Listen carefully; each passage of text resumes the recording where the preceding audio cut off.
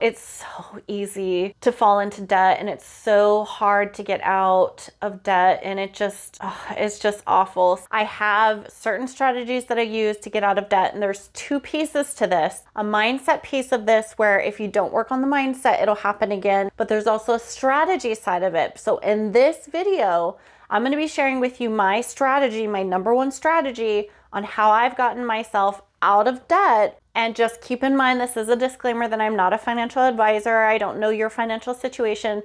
This isn't going to work for everyone, but I'm hoping that it gives you an idea of a resource that you could possibly use to get yourself out of your financial hole that you've gotten yourself into for whatever reason. Hi there, I'm Kristen. This is by Kristen Elaine. If you're new, welcome. If you're returning, good to see you again. You have to take a really hard look at your finances and figure out exactly where you are, and then determine as we're going through this video if this is a strategy that's going to work for you, because there are some nuances that could get you in trouble with this strategy, but then you get yourself right back into debt. For most credit cards, the average credit card, when I looked at Wallet Hub, was 21%. It was 21 and something percent. Now that is really high, and that's kind of scary if that's the average. You're getting charged a lot of money to use that credit. If you don't have the money to pay it off as soon as that bill or that statement comes in, you're paying a lot. But when I got myself into credit card debt, I had something like $20,000. Depending on your circumstances, it may be a lot of money to you, it may be a little bit of money to you. So for me, in my circumstances, this was a lot for me. I had gotten divorced, and then I had lost my job, and there was just a series of financial events that just got me further into the hole. I felt like I was drowning, essentially. This is just the place that I started from. I was all alone, and I had to figure out, how am I going to get myself out of this? When it comes to credit card debt, it's a different type of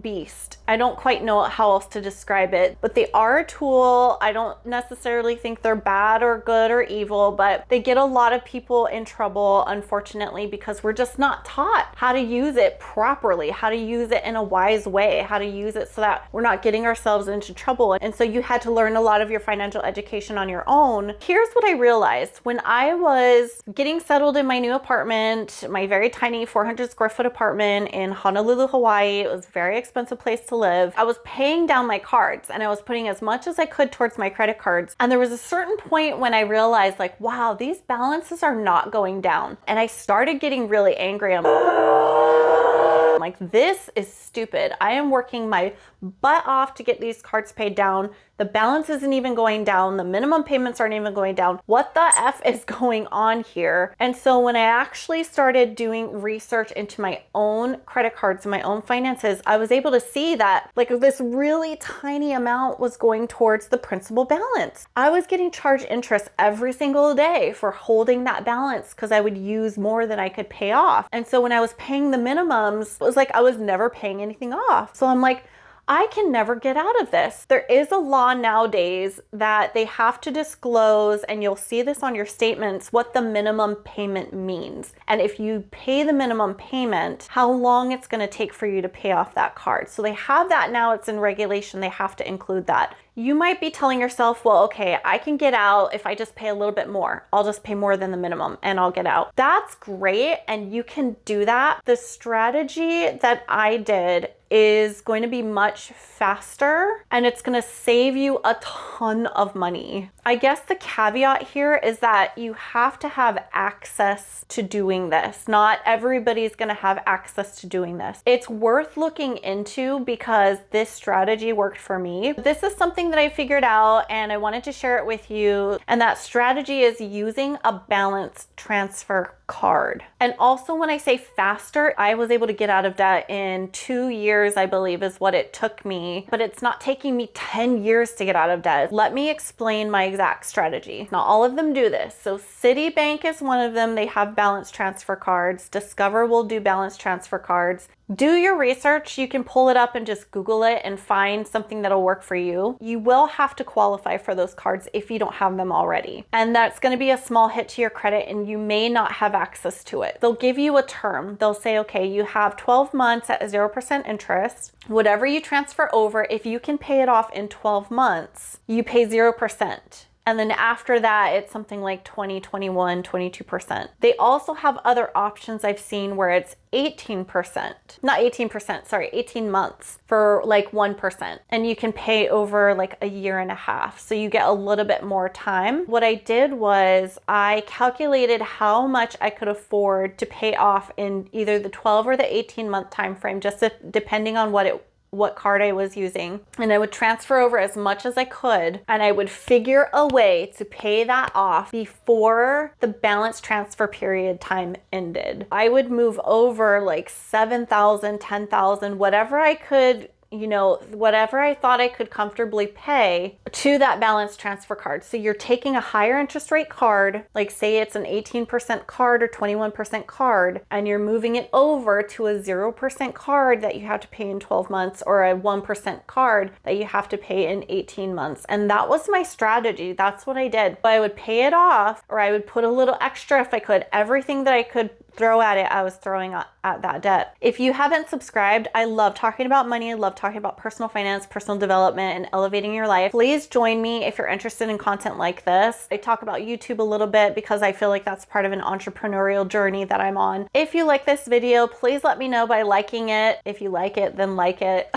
I was getting these letters in the mail, and they would have like check stubs attached to them. Like, if you want to transfer money, use this check and it'll transfer that balance over. So that's what I did. And you can do it online. There'll be like a little screen that says, do you want to transfer a balance? Here are your options. During the pandemic, when there was a lot of uncertainty, the credit card companies stopped the balance transfer program, and they don't always offer it all the time. We are not sure what's going to happen in 2023, and they could take away the option entirely, which is what happened. So for 2 years, I want to say I was keeping an eye out because I thought it was interesting. I was like, okay, so they're taking away the balance transfer. So this is really interesting. So I saw it pop up again. This is what worked for me, and this was really helpful. This saved me so much time. It saved me so much interest. And I was so motivated because every time I paid, that entire amount, almost depending on what card it was, would go to the principal balance. So I was watching that balance go down and down and down. I was so excited. Versus if I just put a little more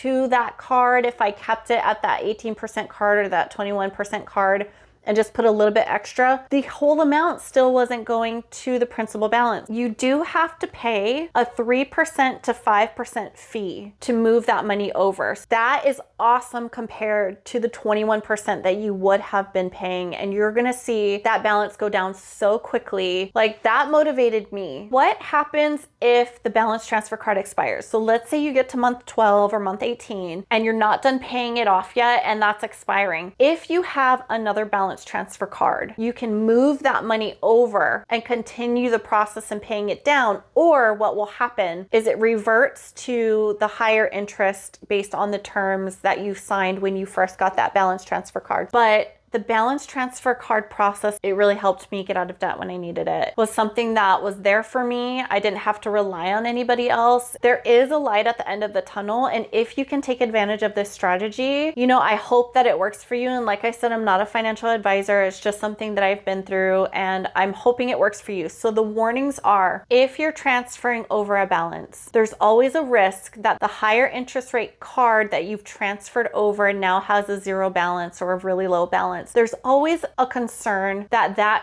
card can be used up again because now it's open and free to use. If you're using this strategy, the next thing that you're going to want to do is you're going to want to stop using your credit cards. You cannot get out of debt if you are still using your credit cards. There has to be an element of, I'm getting out of debt forever. I'm not going to use this card except for maybe emergencies. I'm not putting anything else on it because I don't want to go through this again. I don't recommend closing cards because it affects your credit history. Leave it open, use it every now and then to keep your credit working and open and active, and then pay it off like as soon as you use it every 6 months or so. But put it away somewhere like not easy to get to, put it in a safe, put it in a block of ice, put it somewhere where you aren't going to be able to get to it easily, because you want to try to break those patterns of that debt cycle, because it's so easy to get into. It's so easy to fall into debt, and it's so hard to get out of debt, and it's just awful. That's going to be like a hard line. You're going to have to look at your finances. I can't keep putting things on my credit cards. I can't keep doing that, or I will never get out of debt. So that's something that I had to look at. When you don't make it easy for yourself to use your credit cards, it gives you time to pause and actually think, do I even need this? It actually stops the entire process and makes it like a little bit more difficult for me. There's a little barrier. I had to adjust my spending. I couldn't just go out without a plan. I had to stop using my cards to stop the cycle. Also, keep a budget. And I know that's the B word that nobody likes, but you have to have a financial plan, a financial roadmap. I actually started budgeting around this time, and I love my budget so much. I loved the feeling, and I was addicted to the feeling of paying down my debt. I had to have a budget. I had to have every dollar going to work for me. I had to know exactly where my money was going to be going. I'm actually wanting to develop a budget process to take what I do now and then make it so that you guys can actually see where your money is going. I haven't developed that yet. If I have, I'll put it in the comments below for you so you can download that. If it's there, then it exists. If it's not there, it doesn't exist. The fun thing about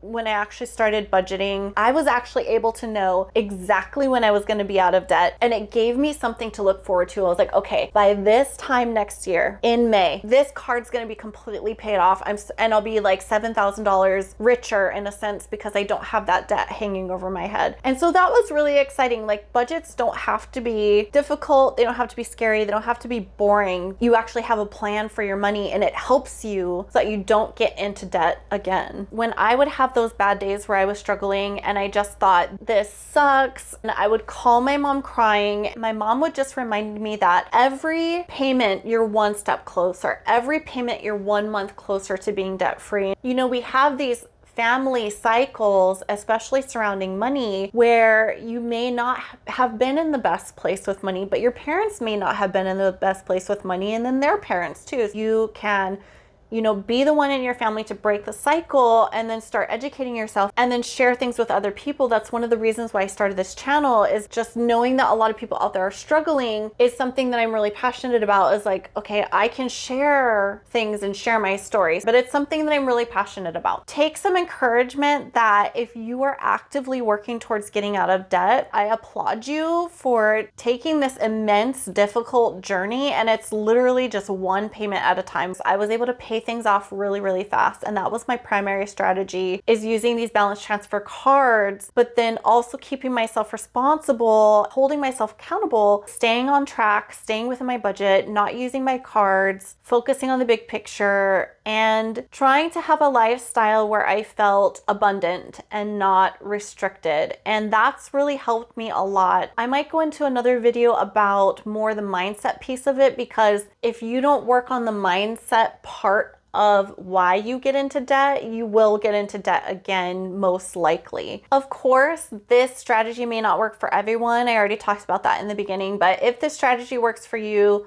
I really think it's going to be helpful and beneficial. If this strategy is not available for you, there's other things you can do, like you may have to pick up a second job. You may have to restructure your debt a little bit to get those interest rates down. The life on the other side of credit card debt is beautiful, and you will get there. And if anybody has gotten out of debt before and you're watching this video, you understand that this is a process, and it takes time, and it takes a lot of effort, and you just have to be really gentle on yourself and just give yourself a pat on the back. Every single month you make a payment, you are making progress. And I'm really proud of you for taking these steps, because this is not an easy journey.